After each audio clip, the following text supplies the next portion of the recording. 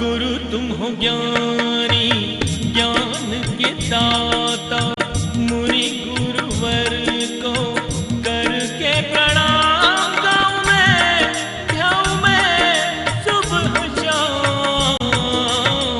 तुलक सागर एक नाम, एक नाम। हमारे महावीर के जितने चेले हैं ना, ये थान के थान लपेटे बैठे हुए हैं, ध्यान रखिए।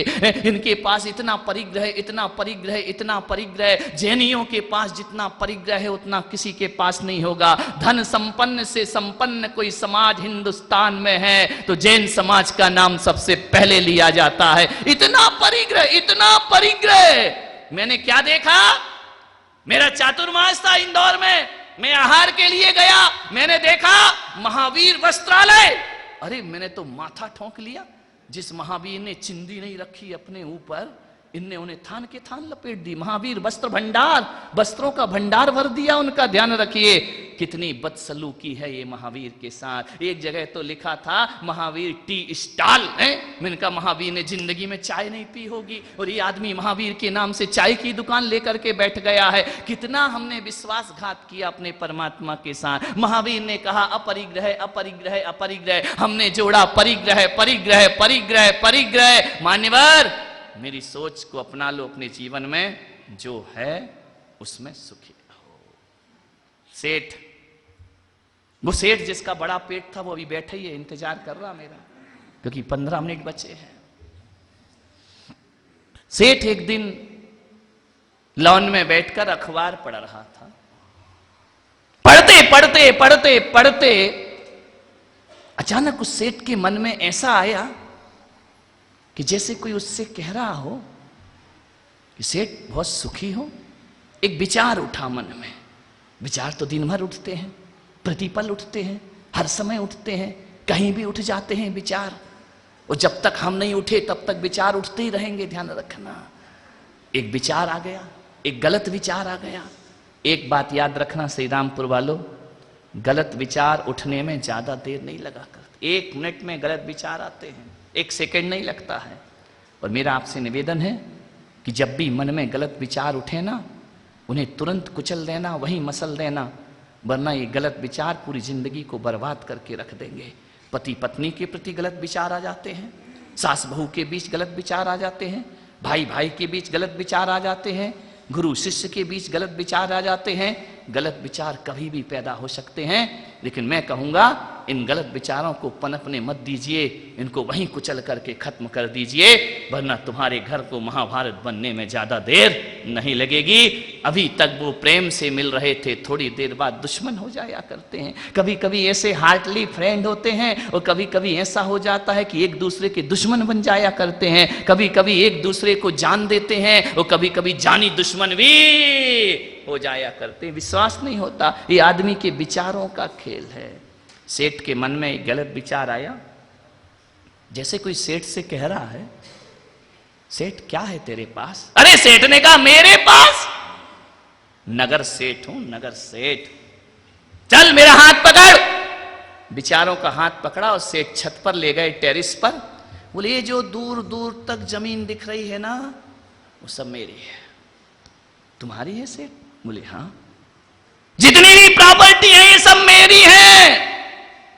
तुम्हारी है सेठ? बोले हाँ। कितना कमाया सेठ तुमने? बहुत कमाया, बहुत कमाया मैंने।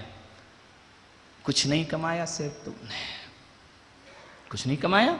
एक गलत विचार मन में पैदा हो रहा है, दिल में पैदा हो रहा है, कोई सलाह नहीं दे रहा है, हमारा मन ही सलाहकार बन जाया करता है। मन ने कहा सेठ तूने इतना कमाया, बता तो तूने कितना कमाया। सेठ ने कहा मैं तो क्या, मेरी पीढ़ी भी बैठ कर के खाए, कुछ ना कमाए तो भी धन की कमी आने वाली। गलत विचार ने कहा पागल, इतना ही सा कमाया बस, तू भी बैठ कर खाए, तेरी पीढ़ी भी बैठ कर खाए। बोले बहुत है, और क्या करना है? अरे सेठ पागल हो गया है क्या? कभी सोचा है तूने? तू तो बैठ कर खा लेगा, तेरे बच्चे बैठ कर खा लेंगे, बच्चों के बच्चों का क्या होगा? अरे सेठ ने कहा ये तो मैंने सोचा ही नहीं, बच्चों के बच्चों का क्या होगा? मेरी तो उम्र कम हो गई है, मेरे पास तो अब समय नहीं है। सही कह रहा है तू, बच्चों के बच्चों का अब सेठ को टेंशन शुरू। अभी तक बड़ा सुखी था सेठ कि मैं बड़ा अच्छा हूं, मेरे बच्चे बैठकर खाएं, मैं खाऊं। अब टेंशन क्या हो गया, बच्चों का क्या होगा। रात की नींद हराम हो गई, सेठ का दिमाग खराब हो गया। सेठ घर जाता रात को पहले तो तकिए पर सिर रखता था और बड़ी गहरी नींद आती थी। एक आदमी ने मुझसे पूछा दुनिया का सबसे बड़ा सुख क्या हुआ करता है। मैं नहीं जानता दुनिया का सबसे बड़ा सुख क्या है, लेकिन मैं इतना जानता हूं रात जब आप अपने शयन कक्ष में जाएं और तकिए पर सिर रख के नींद आ जाए गहरी, तो समझना दुनिया का सबसे सुखी आदमी हुआ करता है। और रात भर करवटों में बीते तो समझना दुनिया का सबसे दुखी आदमी हुआ करता है। वैसे अपने भारत के लोग सोने में माहिर हैं, ध्यान रखना। अमेरिका के लोग जानते हो, अमेरिका के लोग गोली खाकर सोते हैं और भारत के लोग गाली खा के उठते हैं, ध्यान रखना। जब तक 2-4 गाली नहीं पड़े इनकी नींद ही नहीं खुलती है, ध्यान रखिए। मान्य कल तक तो सेठ तकिए पर सिर रखता था और गहरी नींद आती थी, आज नींद हराम हो गई। एक विचार दिल पे ले लिया कि मेरे बच्चों का चिंता सवार हो गई दिमाग में। एक बात याद रखना, चिता मुर्दे को जलाती है, चिंता जिंदा को जलाती है। तिल तिल कितनी चिंता करते हो, मेरे बच्चों का क्या होगा, वो डॉक्टर बनेगा या नहीं बनेगा, उसका बेटा बनेगा या नहीं बनेगा, बहू कैसी आएगी, बेटी कहां जाएगी। फालतू की चिंता, ध्यान, फोकट की चिंता, क्या होगा कैसे होगा। एक बात, चिंता मत करो। कभी सोचा है चिंता करना है तो अपनी चिंता करो, दुनिया की मत करो, परिवार की चिंता मत करो।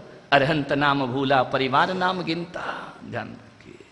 परिवार की चिंता, बच्चों का क्या होगा, उनके बच्चों का क्या होगा। मैं आपसे कह रहा हूं श्री रामपुर के प्रबुद्ध श्रोताओं, मैं आपसे निवेदन करना चाहता हूं, एक ही बात कह रहा हूं, चिंता करना है तो अपनी करो, दूसरों की चिंता में अपना समय बर्बाद मत करो, ध्यान रखना। दूसरों की चिंता करने के लिए पूरी दुनिया पड़ी है, तू अपनी चिंता कर ले पागल, कि मरने के बाद जब तेरी आत्मा यहां से विदा होगी, तेरी चिंता करने वाला कोई नहीं, तेरी चिंता तुझे ही करना पड़ेगी, ध्यान रखना। न पत्नी चिंता करेगी, न बच्चे करेंगे, कोई नहीं करेंगे, अपनी चिंता हमको स्वयं करना है, ध्यान रखिए। मान्यवर कितना सोचते हो, एक चिड़िया को देखना, घोंसले से सुबह से निकलती है, एक भी दाना मुंह में नहीं होता, और रात को जब लौटती है ना, तो कल के भोजन की चिंता करके नहीं लाती है कि भोजन सुरक्षित रख दूं, खाली चौंच आती है, खाली चौंच जाती है। चिड़िया से भी बदतर जिंदगी हमारी, कितना जोड़ के रखोगे जिंदगी में। मान्य है, सेठ बीमार पड़ गया, दुकान जाने का मन नहीं करता, शरीर है तो जवाब देने लगा। सेठानी बोली कि तुमको हो क्या गया है। अब बोले क्या क्या हो गया है। सेठानी ने कहा नहीं बताओ। रोने लगी सेठानी, तुम ऐसे सूखते क्यों जा रहे हो, क्या दिक्कत है, क्या कष्ट है, बच्चे हैं, बेटे हैं, बहू है, सब तो है, गाड़ी है, मोटर है, क्या हो गया तुम्हारी जिंदगी को, ऐसा क्या हो गया कि तुम सूख करके कांटा हुए जा रहे हो। सेठ ने कहा तू नहीं समझ सकती। बोले नहीं नहीं बताओ, मुझे बताना पड़ेगा। बोले नहीं नहीं मैं नहीं बता सकता। बोले चलो आज क्या खाओगे। अरे बोले खाना गया भाड़ में, मुझे टेंशन हो रहा है। खाना छूट गया, चिंता सवार हो जाए ना तो कोई दुनिया के सुख भी तुमको सुख नहीं दे पाते हैं। वो घर खाने को दौड़ता है, खाना क्या खाएं, घर ही खाने को दौड़ रहा है। बोले सेठ तुमको हो क्या गया है, रात को तुम चैन से नहीं सोते, करवट बदलते रहते हो, मुझे बताओ तुम्हें क्या परेशानी है। उसने कहा सेठानी मुझे बहुत टेंशन है। किस बात की चिंता, किस बात की फिक्र है। बोले मेरे दिमाग में एक बात घुस गई है कि मेरे बच्चों का। सेठानी ने कहा रहने दो ना, कौन तुम्हारे बच्चे तुमको याद करते हैं। बोली नहीं तू नहीं समझती, आज मुझे लग रहा है मेरा मानव जन्म बेकार गया, मेरी जिंदगी बेकार चली गई, मैंने बच्चों के लिए तो कुछ किया ही नहीं है। सेठानी समझ गई बीमारी क्या लग गई इसको, लालच की, लोभ की, असंतोष की। सेठानी ने कहा कोई बात नहीं, जो घर कल तक स्वर्ग था आज नरक बन गया है। मैं आपसे निवेदन करता हूं मंदिरों में स्वर्ग मत तलाशो, स्थानकों में स्वर्ग मत तलाशो, स्वर्ग नरक हमारे घर में ही हुआ करते हैं, ध्यान रखना। मैं आपसे निवेदन करता हूं कि ऊपर जाने की सीढ़ी और नीचे उतरने की सीढ़ी एक ही हुआ करती है। वही घर की सीढ़ी स्वर्ग की है, वही घर की सीढ़ी नरक की है। एक बात निवेदन है, यदि सोच बिगाड़ ली तो उसी घर से नरक की प्राप्ति होगी, और सोच सही कर ली उसी घर से स्वर्ग तुम्हारा इंतजार कर रहा होगा। ध्यान रखना। एक हंसते खेलते घर को नजर लग गई।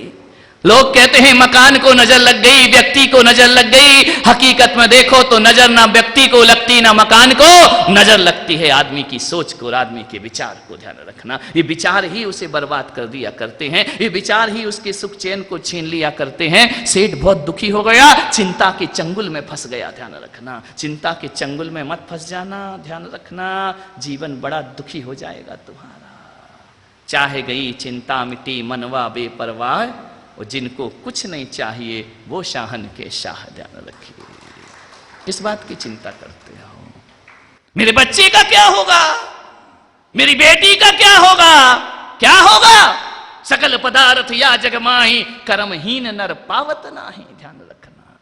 कर्महीन औलाद हो गई, कुछ नहीं पा सकती। जो जोड़ा है उसे और बर्बाद कर देगी। ध्यान रखना। मान्यवर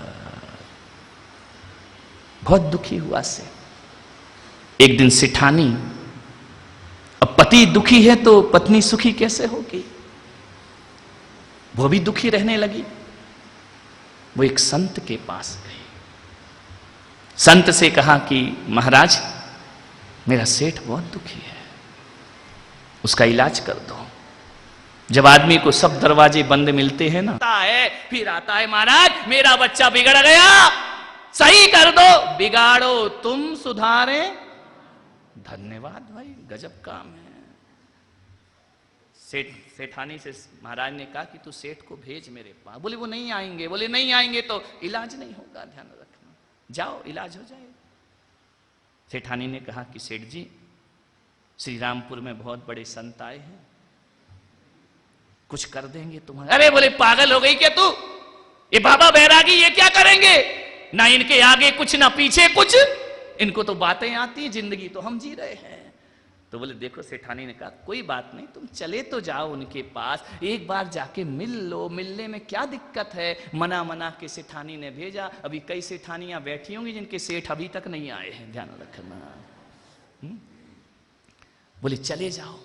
बोले अरे वो क्या इलाज करेंगे? अरे वो तुम जाओ तो। सेठानी ने कहा एक बात याद रखना, संत के पास चले जाओ, संत यदि तुम्हें कुछ देगा नहीं तो तुमसे कुछ लेगा भी नहीं। ध्यान रखना। डॉक्टर तो लूट के बर्बाद कर देंगे तुमको। ध्यान रखना। डॉक्टर का सिंबल मालूम है? क्रॉस, जानते? प्लस होता है, मालूम है इसका मतलब क्या होता है? कि मरीज मरे या जिए, हम तो प्लस। समझ में आया? नहीं, डॉक्टर लोग बुरा नहीं मानना, और मान जाओगे तो मेरा क्या बिगाड़ लोगे? तुम तो दुनिया का बिगाड़ रहे हो। ध्यान रखना। हमारा नंबर ही नहीं आएगा, हम आते ही नहीं है तुम्हारे पास।